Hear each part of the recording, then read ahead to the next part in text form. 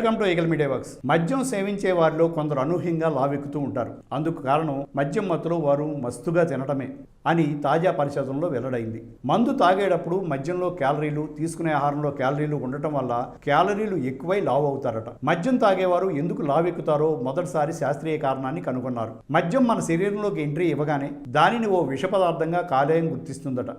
వెంటనే అందులోని క్యాలరీలు కరిగించి దాని అంతు చూడాలని భావించి అందుకు ప్రాధాన్యత ఇస్తుంది. మద్యంలో క్యాలరీలు కరిగించేందుకు ట్రై చేస్తూ ఆహార రూపంలో వచ్చే క్యాలరీలను పూర్తిగా వదిలేస్తుంది. ఇంకా చెప్పాలంటే నిర్లక్ష్యం చేస్తుంది. దీంతో మన శరీరంలో ఆహారం తాలూకు క్యాలరీలు కొవ్వు రూపంలోకి మారి స్థిరపడుతుంది అని లండన్కు చెందిన డాక్టర్ రోహార్ కాంబే, డాక్టర్ రాబ్బీ వెర్చ్ చెప్పారు. మద్యంలోని క్యాలరీలను కరిగించడం కూడా మనిషిలోని కాలేయ శక్తి మీద ఆధారపడి ఉంటుందని. మద్యం క్యాలరీలు మరీ ఎక్కువై కాలేయం శక్తి అంతగా లేకపోతే మద్యంలోని క్యాలరీలు కూడా మిగిలిపోతాయి. అలా మిగిలిన మద్యం క్యాలరీలు మన శరీరంలోని ALT-A అనే ఎంజైమ్ను కొవ్వుగా మారుస్తుందట.